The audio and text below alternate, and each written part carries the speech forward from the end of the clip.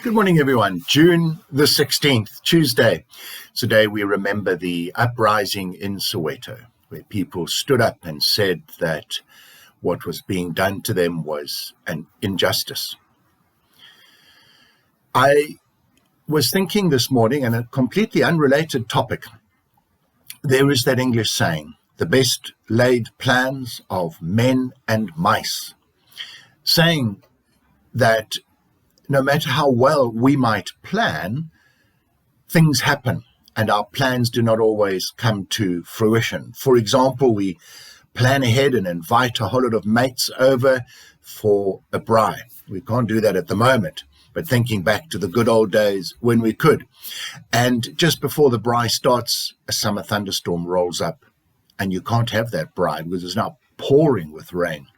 Or you decide as a family to go on this long holiday and you plan an incredible itinerary of what you want to do. And you do it for months in advance. And a week before you're due to go, one of the kids goes down sick, not just with a runny nose, but tonsillitis, or they break their arm, or they have to go to hospital. And the whole thing falls apart. How often for us as parents has that not happened?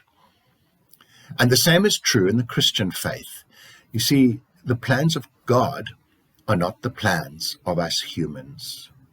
What we might think and plan to do to the best of our ability, soaking it in prayer, may still fall apart and not happen.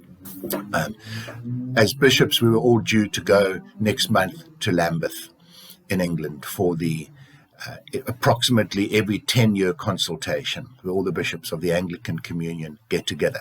It's not going to happen because of the COVID-19 pandemic.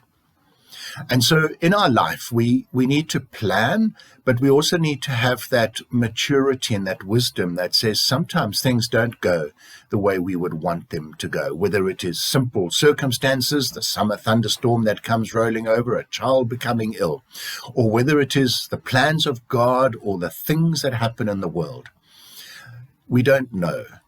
And we have to simply accept that God is so much bigger than us. And he does not come and communicate to us in the same way that we would communicate to one another. I've learned over many years that I cannot, as a minister in a church, and even now, make decisions without thinking of others, consulting with others, letting them know what's happening, giving them space to speak into it. People get rather upset if you make executive decisions and don't tell and seek their permission.